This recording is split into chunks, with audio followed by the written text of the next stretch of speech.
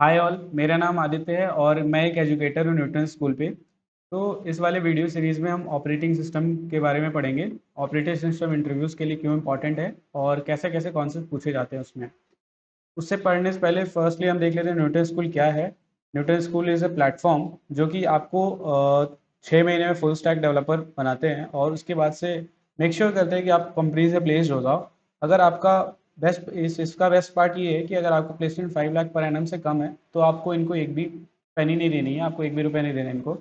और in case अगर आपका प्लेसमेंट हो जाता है then more than 5 lakh then you have to pay them.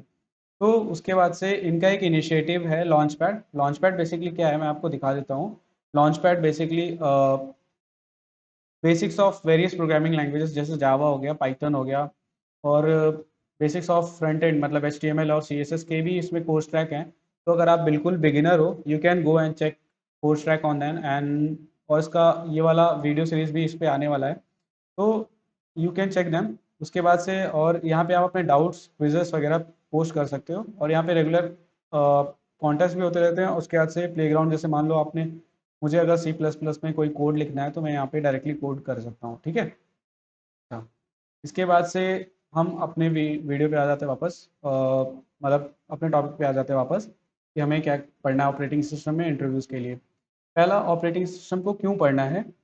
मान लो कई वो कंपनीज क्या करती है, जैसे डी शॉ हो गया, मतलब और भी कंपनीज हैं, वो क्या करते हैं जब भी ऑनलाइन राउंड कराती हैं तो वो क्या करती है कुछ थ्योरेटिकल क्वेश्चंस सिर्फ ऑपरेटिंग सिस्टम के ही नहीं, जैसे DBMS हो गया, कंप्यूटर नेटवर्क्स हो गया, जैसे उसमें TCP/IP प्रोटोकॉल्स के बारे में बेसिक पूछ लेंगे, कैसे इंटरनेट वर्क करता है उसके बारे में पूछ लेंगे। सिमिलरली OS में भी ऐसे ही कुछ कुछ कर्नल क्या कॉन्सेप्ट पूछे जाते हैं, कर्नल थ्रेड्स, या फिर प्रोसेस क्या होता है, प्रोसेस मतलब कैसे कंट्रोल ब्लॉक में क्या क्या स्टेप्स होते हैं।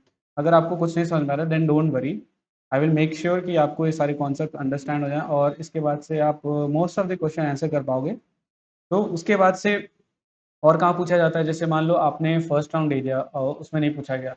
इन केस अगर आप क्वालिफाई करते हो और आपका फेस टू फेस या फिर टेलीफोनिक राउंड होता है तो वहाँ पे मतलब पूछा जाता है जज करने के लिए, जस्ट इंटरव्यूअर आपको जज करता है बेसिक कि आपका कोर सब्जेक्ट का अंडरस्टैंडिंग कितना है। जैसे वहाँ पूछ लेगा डेडलॉक क्या है, डेडलॉक के प्रिवेंशन मेजर्स बताओ और उनको एक्सप्लेन करो विद एग्जांपल्स, मतलब थोड़े थोड़े उसको समझाने के लिए। तो वहाँ पे भी पूछा जाता है बेसिकली। उसके बाद से सारी कंपनीज और स्टार्टअप्स पूछती ही पूछती हैं। इनका रीज़न ये है कि आपको चेक करने के लिए कोर सब्जेक्ट कैसा है, ठीक है। और एक पॉइंट और है, जैसे मान लो कि अगर दो लोग इंटरव्यू कर रहे हैं, मेरा इंटरव्यू हो रहा है और एक सामने वाले बंदे का हो रहा है। अगर उसको उसके DSL को स्ट्रांग है, मेरे भी DSL को स्ट्रांग है, प्रोजेक्ट्स मेरे भी अच्छे हैं, उसके भी प्रोजेक्ट्स अच्छे हैं। इन केस अगर उसके कोर सब्जेक्ट भी अच्छे हैं, जैसे मान लो ऑपरेटिंग सिस्टम हो गया, DBMS हो गया, कंप्यूटर नेटवर्क्स हो गए, तो अगर ये भी उसके अच्छे हैं तो उसको वहाँ पे वो एज मिल जाएगा। तो इट्स बेटर कि हम प्रिपेयर करके जाएं, तो हमारे लिए चांसेस सेलेक्ट होने के बढ़ जाएंगे। बस इसी वजह से हमें पढ़ना है OS, ठीक है। अब जो कोर्स स्ट्रक्चर रहने वाला हो है हमारा, उसमें हम बेसिक देखेंगे, इंट्रोडक्शन, और उसके बाद से ये सारे टॉपिक्स देखेंगे। मैंने ट्राई किए हैं कि मैं most of the topics cover करूं और इसमें कुछ कुछ टॉपिक्स मतलब मेंशन नहीं है, और वो इंटरव्यू के पर्पज से इम्पोर्टेंट भी नहीं है क्योंकि इन डेप्थ उसमें पूछा नहीं जाता। तो इसको एक एक करके हम देखेंगे। अभी के लिए अभी हम देखते हैं अपना इंट्रोडक्शन। तो इंट्रोडक्शन वाले में देखते हैं इंट्रोडक्शन टू ऑपरेटिंग सिस्टम। पहले ऑपरेटिंग सिस्टम है क्या। ऑपरेटिंग सिस्टम एक एग्जांपल से हम समझते हैं। जैसे मान लो हाँ, एक छोटा सा एग्जांपल ले लेते हैं। जैसे मैं यूज़र हूँ और मैंने एक MS वर्ड में एक डॉक लिखा है सिंपली, और मुझे इसको प्रिंट कराना है। तो सिंपल यूज़र क्या करेगा, Ctrl+P दबाएगा या फिर वहाँ पे फाइल में जाके प्रिंट कर देगा, ठीक है। तो वहाँ से क्या होगा, ये वाली फाइल मतलब प्रिंट होके आनी चाहिए मेरे पास। अब ये मान लो हमारा प्रिंटर क्या है, एक पेरिफेरल डिवाइस है या फिर मतलब हार्डवेयर कह लो, just for the example printer है, ठीक है। अच्छा, प्रिंटर तो डायरेक्टली तो Ctrl+P दबाने से प्रिंट होता नहीं है, कुछ बीच में प्रोसेसेस हो रही होंगी। तो यही जो इंटरमीडिएटरी कह लो, या फिर सॉरी इंग्लिश वर्ड गलत बोल दिया मैंने, इंटरमीडिएट मतलब बीच का एजेंट कह लो, ऐसा कर लो, यही ऑपरेटिंग सिस्टम होता है। अब ऑपरेटिंग सिस्टम क्या करेगा, चेक करेगा कि प्रिंटर ऑन है या फिर कोई उसको एक्सेस कर रहा है कि नहीं कर रहा है।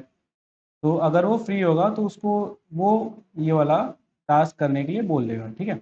अब अगर प्रिंटर खाली होगा तो प्रिंटर क्या करेगा, प्रिंट करने के बाद रिप्लाई कर देगा ओएस को, प्रिंट हो गया, और यहाँ पे एक पॉपअप आ जाएगा, आपका डॉक्यूमेंट प्रिंट हो गया। तो बेसिकली हम यहाँ देख रहे हैं ओएस एक इंटरफेस की तरह काम कर रहा है, इंटरफेस इंटरफेस की तरह काम कर रहा है। तो ये जो इंटरफेस है यही है। इंटरफेस कहने का मतलब यही हो गया कि हम डायरेक्टली, ये एम एस ऑफिस है मान लो, कोई भी एप्लीकेशन प्रोग्राम कह लो, या फिर जिसको जनरलाइज कर लेते हैं, ये एप्लीकेशन प्रोग्राम है, एप्लीकेशन प्रोग्राम, ठीक है।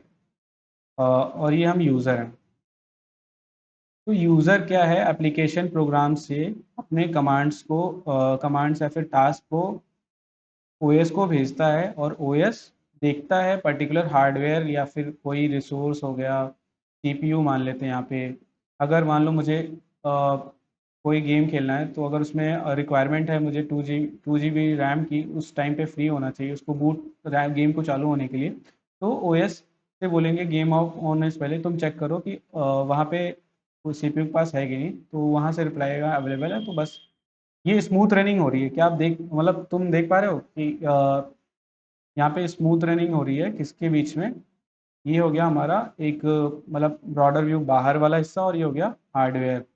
तो हार्डवेयर में जनरलाइज कर लेते हैं। तो बेसिकली यूज़र और एप्लीकेशन प्रोग्राम को हम एक में क्लब कर दें तो यूज़र यूज़र और हार्डवेयर एक तरफ हो जाएगा, और इंटरफेस मतलब बीच वाला। तो यही काम ओएस करता है, इन दोनों के बीच में कम्युनिकेशन ईजी कर देता है, और हमारा काम आसानी से हो सकता है। तो इंटरफेस तो समझ में आया। रिसोर्स एलोकेशन जैसे मान लो यही डिवाइस वाली चीज़ हो गई। रिसोर्स हो सकता है, मेमोरी हो सकती है, रैम हो सकता है, या फिर कोई डिवाइस हो सकती है, ठीक है। तो कैसे उसका एलोकेशन होना चाहिए, क्या वो फ्री है कि नहीं, अवेलेबल है कि नहीं, क्या वो ऑन मतलब ऑन ऑफ है भी कि नहीं सिस्टम में, तो वो काम कौन देखता है, ओएस ही देखता है। अच्छा, OS is a manager. Manager कैसे, मान लो हमारे पास बहुत सारी फाइल्स हैं, तो फाइल्स हो गई, इनको कैसे मैनेज करना है, सिक्योरिटी को कैसे मैनेज करना है, सिक्योरिटी, ठीक है। तो ये सारी चीज़ें कौन करता है, ऑपरेटिंग सिस्टम करता है। ये थोड़ा सा ब्रीफ में है, बस अभी समझ लो, हम आगे चल के इसको डिटेल में डिस्कस करेंगे। अच्छा, तो यहाँ पे नोट डाउन कर सकते हैं, ये वाला पॉइंट हम कर सकते हैं note down. OS makes it easy and convenient to use hardware. जैसे अगर हम डायरेक्टली कम्युनिकेट करना चाहें हार्डवेयर में, तो हम नहीं कर सकते, बिकॉज वो हमारे लिए पॉसिबल नहीं होगा। तो इस वजह से हम कम्युनिकेट नहीं कर सकते। और रिसोर्सेज को मैनेज करता है और फाइल्स को मैनेज करता है। तो ये एक ब्रॉडर व्यू हो गया। और ऐसे भी कर सकते हैं, जैसे मान लो ये क्या है, ऑपरेटिंग सिस्टम है, यहाँ पे यूज़र है, यूज़र ने ओएस से कहा, ओएस ने हार्डवेयर से एग्जीक्यूट करा दिया वो चीज़। जैसे कि हम अगर कोई एक सी प्लस प्लस प्रोग्राम मान लेते लिखते हैं, तो उसमें अगर मैंने लिखा कि प्रिंट एफ करा दो, मुझे प्रिंट एफ करा दो, या फिर सी आउट सीन करा दो, मेरा नाम मान लो आदित्य, प्रिंट आउट करा के मुझे दे दो। तो अब होगा क्या कि प्रिंट एफ हमें स्क्रीन पे तो लाके दे देगा आदित्य, बट इसके बिहाइंड क्या क्या सिस्टम कॉल हुई है उससे हमें कोई मतलब नहीं है। ये कौन देखता है, सिस्टम कॉल भी हम पढ़ेंगे क्या होता है। ऐसा समझो कि एक कॉल हो रही है, जो कि मतलब देख रहा है कि प्रिंट एफ का काम क्या है, और सिंपली लाके हमें प्रिंट आउट कर दे रहा है, ठीक है। तो ये सिस्टम कॉल कौन करता है, ऑपरेटिंग सिस्टम होता है। इसलिए इससे हमारा क्या काम क्या हो जा रहा है, कन्वीनियंट हो जा रहा है, बस यही ऑपरेटिंग सिस्टम का काम है। अच्छा, अब इसके बाद से देखते हैं primary goals of operating system. तो उसमें दो मतलब प्राइमरी है, सेकेंडरी। प्राइमरी गोल क्या है, कन्वीनियंस है, सेकेंडरी गोल एफिशिएंसी है। ये भी थियोरेटिकल है, तो इसमें कुछ लिखने वाला ऐसा समझाने वाला नहीं है, बस ऐसे समझा देता हूँ कि जैसे हमारे all around most of the users क्या हैं बेसिकली, मतलब अगर मैं खुद के अराउंड बात करूँ, चाइल्ड की बात करूँ, या फिर प्रोफेशनल्स की बात करूँ, मोस्ट ऑफ द यूज़र क्या है, नाइव यूज़र्स, उनको कंप्यूटर प्रोग्रामिंग लैंग्वेज नहीं आता, सॉफ्टवेयर्स नहीं आते। तो बेसिकली उनके लिए क्या मैटर करता है कि उनका कंप्यूटर स्मूथ रन होना चाहिए। जैसे अभी बताएंगे, आगे बताऊंगा मैं डेडलॉक और स्टारवेशन में क्या प्रॉब्लम आती है। तो हम मतलब डेडलॉक अवॉइड भी करते हैं, और मतलब एक एग्जांपल बताऊंगा क्यों हम कन्वीनियंस को प्रेफर करते हैं, क्योंकि मोस्ट ऑफ द यूज़र को कन्वीनियंस ही चाहिए। नाइव यूज़र है, उनको प्रोग्रामिंग ना तो आती है, ना हार्डवेयर के बारे में पता चल है उनको ज़्यादा, तो उनको एफिशिएंसी से उतना मतलब नहीं होता।